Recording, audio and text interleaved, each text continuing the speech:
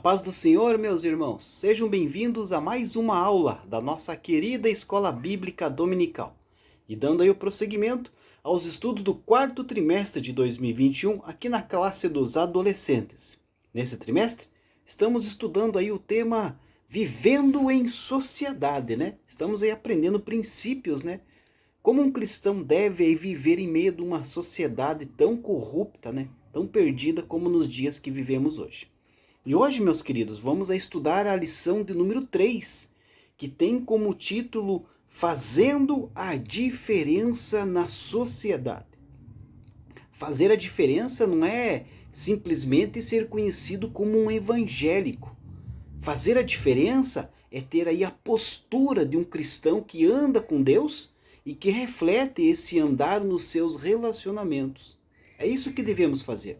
E como igreja, nós temos aí a missão de fazermos a diferença na vida das pessoas, de marcarmos a vida dos nossos familiares, dos nossos colegas, dos colegas do trabalho, dos colegas da escola, dos colegas da faculdade, enfim, de toda a nossa sociedade. Agora, será que nós estamos fazendo a diferença onde Deus nos colocou? E se estamos, que tipo de diferença estamos fazendo? Jesus nos chamou, queridos, para fazer a diferença, andar conforme Jesus andou, mostrando aí para esse mundo afora que nós somos diferentes, pois nós servimos a um Deus vivo, um Deus que morreu por nossos pecados e ressuscitou e nos promete a vida eterna. O texto bíblico dessa lição se encontra no Evangelho de São Mateus, capítulo 5, do versículo 13 ao 16. Mateus, capítulo 5, do versículo 13 ao 16. Faça a leitura desse texto sagrado, que é a base da nossa lição que vamos estudar hoje. E o destaque se encontra em Mateus, capítulo 5, versículo 13, a parte A desse versículo, que diz assim: Vocês são o sal para a humanidade, mas se o sal perde o gosto, deixa de ser sal e não serve para mais nada. Querido, se um tempero não tiver sabor, não fará diferença. Então, se os cristãos não fizerem aí um esforço para influenciar o mundo ao seu redor, serão então de pouco valor para Deus. Se nós formos semelhantes ao mundo, não teremos nenhuma importância. Os valores cristãos não devem ser aí misturados com os mundanos, a fim de que influenciemos as outras pessoas positivamente, da mesma maneira em que o tempero na comida ressalta o melhor sabor. O ponto 1 aqui da nossa lição, queridos, destaca frutos que fazem a diferença. E aqui já tem uma pergunta no comecinho. Você tem produzido bons frutos?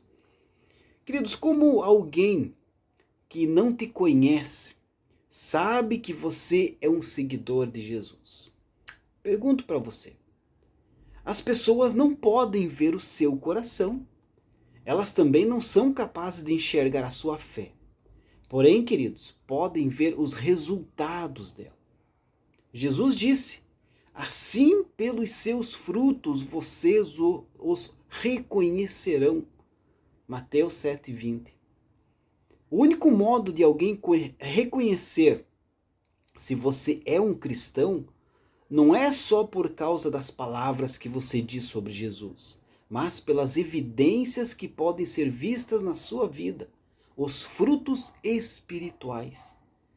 Nenhum fruto cresce da noite para o dia. E quem melhor percebe o crescimento da sua vida são as outras pessoas. Você pode até se perguntar, será que eu fiquei mesmo mais parecido com Jesus de ontem para hoje? Mas isso seria como tentar aí observar o desenvolvimento de um filho. O crescimento, queridos, é sutil e só alguém que não vê a criança por algum tempo pode notar a diferença. Do mesmo modo, você não consegue ver aí o seu crescimento espiritual, mas a outra pessoa pode. E pode falar, nossa, você realmente mudou. Veja como você está se tornando mais parecido com Jesus.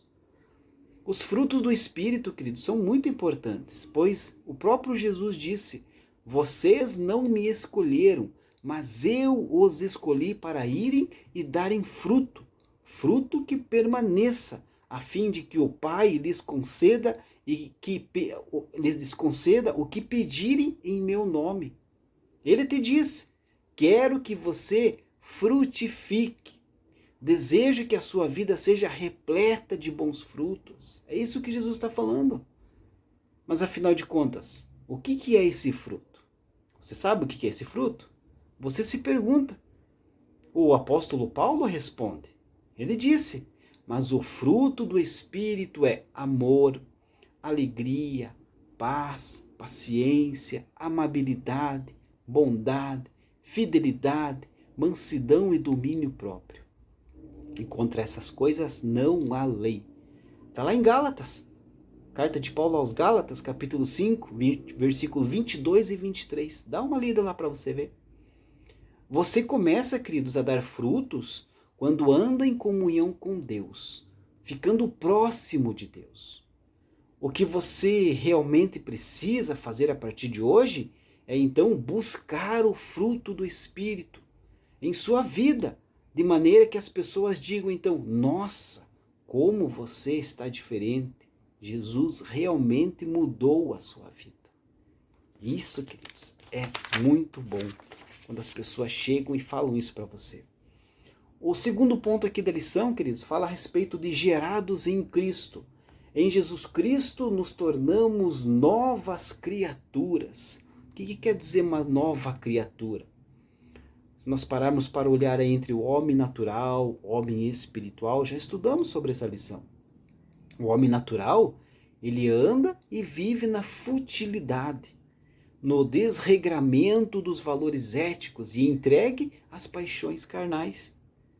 Mas quando ele se converte, quando esse homem carnal, ele se converte, ele aprende com Cristo então a despojar-se da velha criatura e a andar num excelente e novo caminho traçado pelo Pai para o alcance da vida eterna.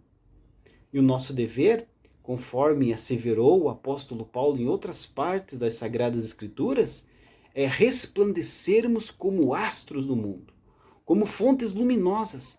Nós devemos aí revelar e condenar as trevas do pecado no mundo. Isso significa que, como crentes, temos uma nova ordem na vida. A essência dos ensinos de Cristo também está nos ensinos do apóstolo Paulo e dos demais apóstolos, inspirados pelo Espírito Santo. O novo andar, queridos, é o santo viver como uma nova criatura em Cristo. É um despojamento total da velha vida, do velho andar, dos antigos modos, dos antigos costumes. A palavra despojar significa despir, desapossar, privar de posse. Nesse novo andar, os velhos andrajos do pecado são tirados. Ou seja, a velha natureza pecaminosa é despida dos velhos hábitos para uma nova vida.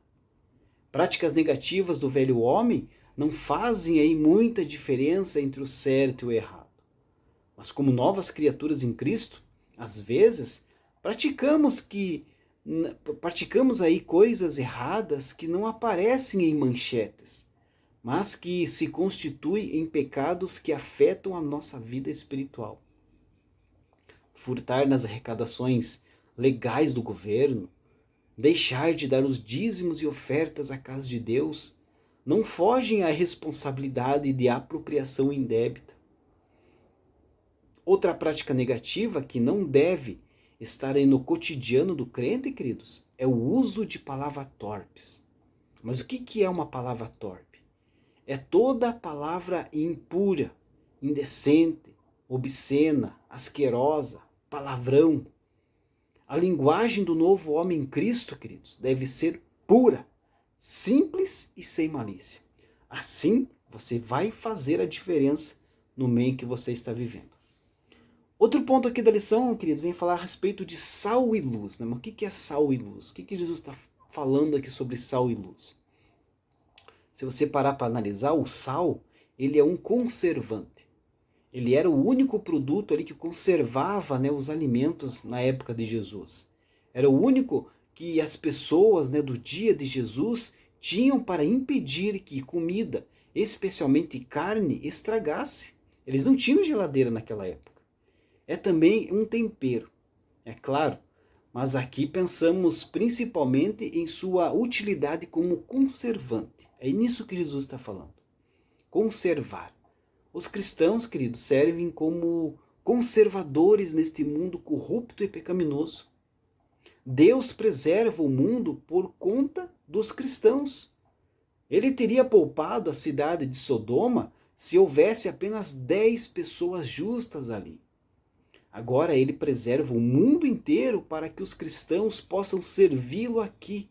A sua maior responsabilidade é resgatar outras almas perdidas da destruição, trazendo-lhes o evangelho salvador de Cristo.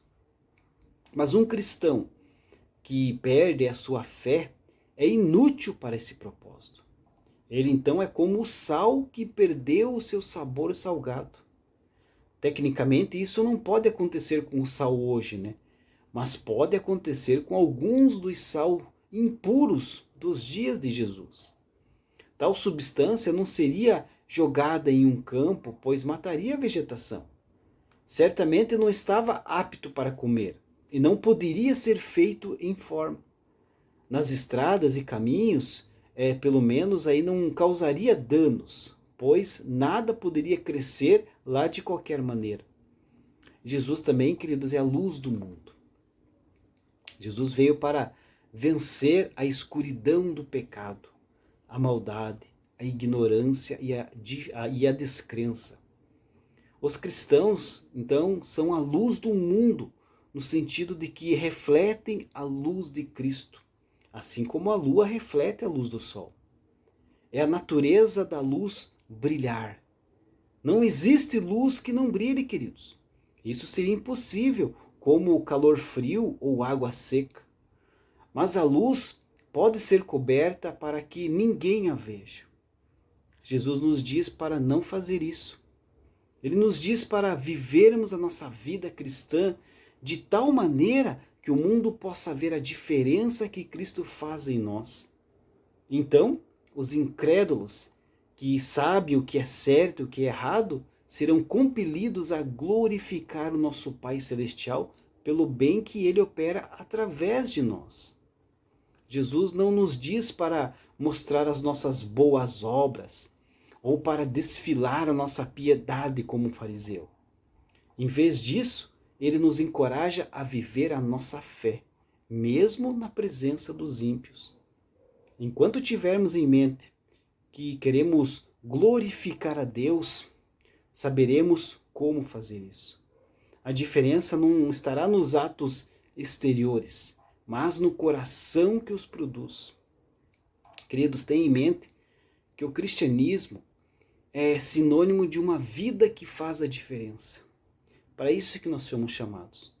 Seja no escritório, no exercício de uma profissão, na escola, em casa, nos nossos relacionamentos, com a família, com amigos, até com desconhecidos.